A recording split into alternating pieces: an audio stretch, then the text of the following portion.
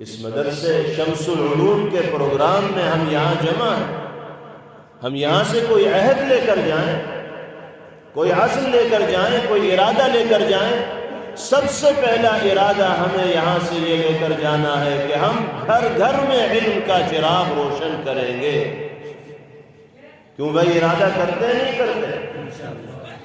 ہر بچے اور بچی کو قرآن پاک پڑھائیں گے اور دین کے بنیادی عقائد و مسائل سے واقف کرائیں گے۔ جو بھائی بڑے ہو چکے وہ نا امید اور مایوس نہ ہو کہ اب ہماری عمر گزر چکی، ہم کیسے قرآن پڑھیں، کیسے نماز سیکھیں گے۔ نہیں، علم سیکھنے کے لیے عمر کی کوئی تحدید نہیں۔ آپ 50-60 سال کے بھی اگر ہو گئے اور قرآن پاک پڑھنا آپ نے شروع کر دیا، درمیان میں اللہ کی طرف سے بلاوا آ گیا، اللہ نے سوال کر لیا کہ تم نے قرآن پڑھا تھا نہیں پڑھا، دین سیکھا تھا نہیں سیکھا، تو یہ جواب تو دے دیں گے کہ اللہ سیکھنا شروع کیا تھا، درمیان میں بلاوا آ گیا تو اللہ معاف فرما دے۔ اور اگر سیکھنے کا اور پڑھنے کا آغاز کیے بغیر ہم دنیا سے چلے گئے تو بتائیے کہ اللہ کو جواب کیا دیں؟ 60 سالہ زندگی، 70 سالہ زندگی کے ایک ایک لمحے کا حساب دینا ہوگا تو کیا حساب دیں گے کہ صبح سے شام تک چوپال میں بیٹھ کر ہم نے وقت گزارا ہے، کھیتوں اور کھلیانوں میں وقت گزارا ہے، دکانوں اور ہوٹلوں میں وقت بتایا ہے، موبائل دیکھنے میں اپنا وقت ضائع کیا ہے، بیکار کی بحث و مباحثے میں اور فضول گوئی میں مشغول ہو کر ہم نے اپنا وقت بتایا ہے، ایسی مار پڑے گی کہ چھٹی کا دودھ یاد آ جائے۔ انسان کو اللہ کی بارگاہ میں حاضری اور پیشی کا تصور کرتے رہنا چاہیے اور ڈرتے رہنا چاہیے اپنے اعمال کے سلسلے میں۔ اللہ ہم سب کو علم کا چراغ روشن کرنے کی توفیق بخشے۔ اس لیے میرے بھائیوں اور بزرگوں، سب سے پہلی بات آپ حضرات سے یہ عرض کرنی ہے کہ آپ کی اس علاقے کے اندر قائم یہ مدرسہ، یہ اس کے علاوہ آس پاس میں قرب و جوار میں جو بھی مدارس و مکاتب قائم ہیں وہ اللہ کی بہت بڑی نعمت ہے۔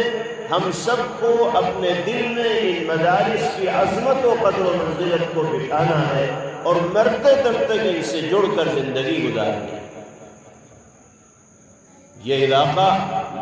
صوبے کا دینی اعتبار سے پسماندہ علاقہ تصور کیا گیا ہے۔ مجھ سے بہتر آپ جانتے ہیں آس پاس کے دیہات میں رہنے والے کتنے مسلم گھرانے ایسے ہیں کہ جن کو صرف نام کا مسلمان کہا جا سکتا ہے، روح ایمانی اور حقیقت اسلامی کے اعتبار سے ان کی زندگی میں اسلام و ایمان کی کوئی چھاپ دکھائی نہیں ہے۔ ان کے گھروں میں وہی کام ہوتے ہیں جو غیر مسلموں کے گھروں میں ہوتے ہیں، ان کے رہنے سہنے کا وہی انداز اور طریقہ ہے جو غیر ایمان والوں کا ہوتا ہے۔ نہ عقیدہ ان کا صحیح ہے، نہ عمل ان کا صحیح ہے، نہ نماز سے ان کو کوئی واسطہ اور تعلق ہے، اور نہ اللہ کے کلام کی تلاوت سے ان کو کوئی مطلب ہے۔ بس ایک مسلم گھرانے کے اندر پیدا ہو گئے، نسلوں سے مسلمان چلے آ رہے ہیں، اس حیثیت سے تو ان کو مسلمانوں میں گنا جاتا ہے، لیکن ایمانی روح اور دینی غیرت کے حوالے سے عملی میدان میں ہمارے وہ بھائی صفر ہیں، زیرو۔ کیا ان کو صحیح اسلام پر لانا، کیا ان کی دینی تربیت کی فکر کرنا، کیا ان کو سچا پکا مومن و مسلمان بنانا ہم سب کی مشترکہ ذمہ داری نہیں ہے؟ اسی ذمہ داری کو ان مدارس کے ذریعے حضرات علماء انجام دے رہے ہیں، مکاتب دینیہ کے ذریعے حضرات علماء انجام دے رہے ہیں،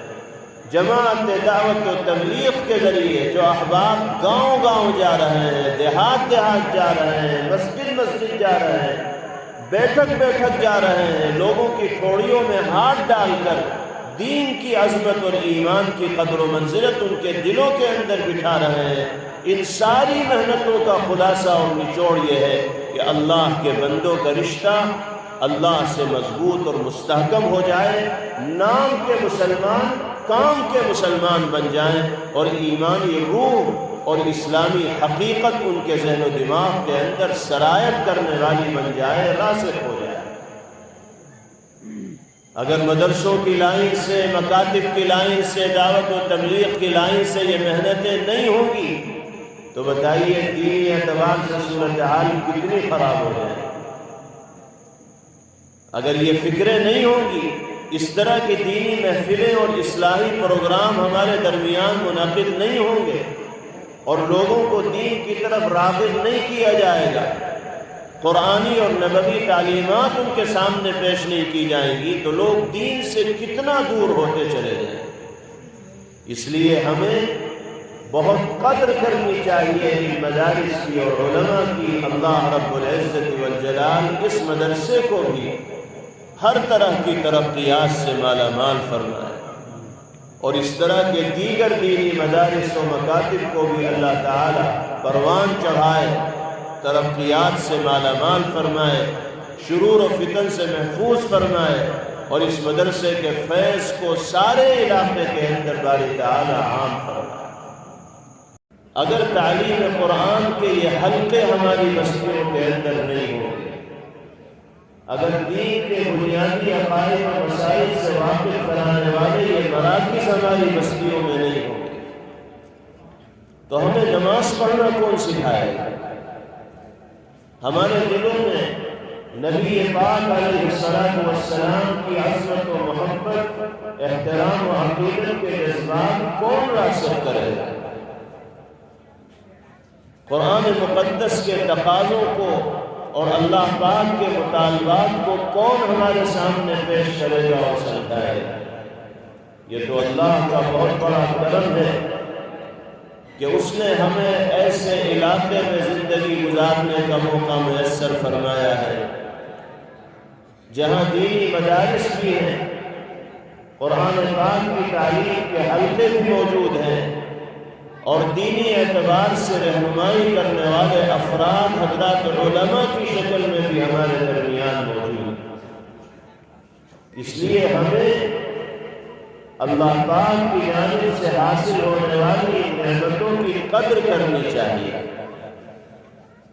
اور ان مدارس اسلامیہ کو اور مکاتب دینیہ کو ہمیں اپنی جان سے زیادہ عزیز اور پیارا سمجھنا چاہیے۔ جس طرح ہم اپنی جان و مال کے تحفظ کے سلسلے میں فکر مند رہتے ہیں، اسی طرح ہمیں مدارس اسلامیہ اور مکاتب دینیہ کے تحفظ کے سلسلے میں بھی فکر مند ہونا چاہیے۔ ہماری یہ کوشش ہونی چاہیے کہ زیادہ سے زیادہ مکاتب ہمارے علاقے میں قائم ہوں، زیادہ سے زیادہ مدارس ہمارے علاقے کے اندر قائم ہوں، علاقے کے لوگ ان مکاتب و مدارس سے فیض اٹھانے والے، استفادہ کرنے والے، فائدہ حاصل کرنے والے، اور ان مدارس سے جڑ کر، ان علماء سے مربوط ہو کر وہ اپنی زندگی میں دینی انقلاب لانے والے ہیں۔ ہمیں ان مدارس کو پروان چڑھانے کی، ترقی دینے کی اور کامیابی سے ہمکنار کرانے کی کوشش کرنی چاہیے، جتن کرنا چاہیے۔ مدارس کی جو ضروریات ہیں ان کو پورا کرنے کی فکر ایک مومن و مسلمان ہونے کی حیثیت سے ہمارے اور آپ کے دلوں میں ہونی چاہیے، اور سب سے بڑا تعاون مدارس و مکاتب کا یہ ہے کہ ہمارے بچے ان مدرسوں سے جڑ کر قرآن کی تعلیم حاصل کرنے والے بن جائیں اور دین کے بنیادی عقائد و مسائل سے واقف اور باخبر ہو جائیں۔ یہ مدرسے کی سب سے بڑی خدمت ہوگی اور مدرسے کا سب سے بڑا تعاون ہوگا۔ یہ حقیقت ہے کہ جب تک انسان نعمتوں سے مالا مال ہوتا ہے اس وقت تک اس کو نعمتوں کی قدر نہیں ہوتی، لیکن جب نعمت اس سے چھن جاتی ہے اور نعمت سے وہ محروم ہوتا ہے تب اس کو اس نعمت کی عظمت و قدر و منزلت کا اندازہ ہوتا ہے۔ یہ جو ماحول ہمیں میسر ہے، یہ جو مدارس و مکاتب ہمارے علاقوں کے اندر موجود ہیں، یہ اللہ کا انعام ہے، باری تعالیٰ کا تحفہ ہے۔ چونکہ ہم شروع سے اپنے درمیان ان مدارس و مکاتب کو دیکھ رہے ہیں، اس لیے ان کی وہ عظمت و قدر و منزلت ہمارے دلوں کے اندر نہیں ہے جو ایک مسلمان کے اندر ہونی چاہیے۔ لیکن خدا نخواستہ اگر ان مدارس و مکاتب اور علماء کی خدمات سے ہم محروم ہو گئے تو ہمیں اندازہ ہوگا کہ اللہ نے مدرسے سے اور مکتب سے اور علماء سے جوڑ کی شکل میں کتنے بڑے انعام و اکرام سے ہمیں سرفراز فرما رکھا ہے۔ اس لیے میرے بھائیوں اور بزرگوں، ہمیں مسجدوں سے بھی جڑ کر زندگی گزارنی ہے، مدارس سے بھی جڑ کر زندگی گزارنی ہے، اور علماء سے بھی جڑ کر زندگی گزارنی ہے۔ یہ زمانہ فتنوں سے بھرا ہوا زمانہ ہے۔ دین کی شکل میں دینی غیرت و حمیت سے محروم کرنے والے ڈاکو ہمارے درمیان آتے ہیں اور ہمارے ایمان کا سودا کر کے چلے جاتے ہیں۔ اگر ہمارا رشتہ مدرسوں سے اور علماء سے مضبوط ہوگا، مستحکم ہوگا، تو کوئی ہمیں اپنے دین و ایمان سے برگشتہ نہیں کر سکتا، کوئی ہمیں صحیح عقائد سے منحرف نہیں کر سکتا، کوئی ہماری غیرت ایمانی کا سودا نہیں کر سکتا، کوئی ہمارے ضمیر کو نیلام کرنے کی جرأت و ہمت نہیں کر سکتا، مگر شرط یہ ہے کہ ہم ایمانی تقاضوں کے اوپر جمنے والے ہوں اور صحیح علم رکھنے والے افراد سے، علماء سے اور مدارس سے اور مساجد سے مضبوط رشتے کو قائم رکھنے والے۔ ساری دنیا میں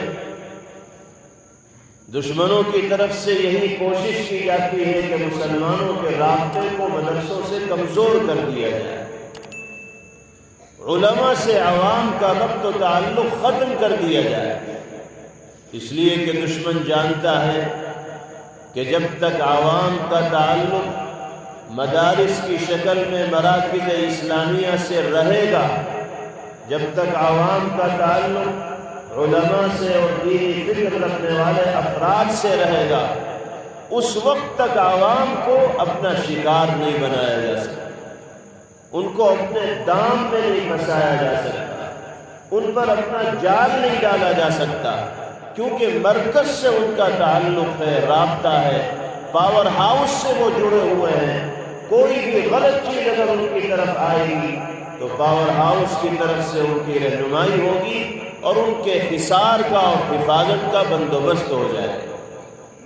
اس لیے دشمن یہ چاہتا ہے کہ عوام کو مدرسوں سے کاٹ دو اور علماء کی وہ تصویر عوام کے سامنے پیش کرو، دیندار افراد کی وہ تصویر عوام کے سامنے پیش کرو جس سے عوام دیندار افراد سے دور ہو جائیں۔ جب عوام علماء سے اور دینی فکر رکھنے والے افراد سے دور ہوں گے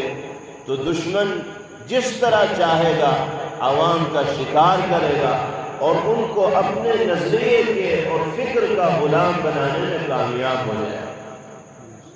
اس مدرسے کو اللہ تعالی ہمہ جہت ترقیات سے مالا مال فرمائے۔ مدرسے کے ذمہ دار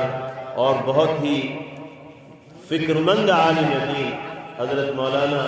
مفتی جمال الدین صاحب دامت برکاتہم اور ان کی پوری ٹیم کو اور مدرسے کے اساتذہ کو جو اس علاقے میں ہر اعتبار سے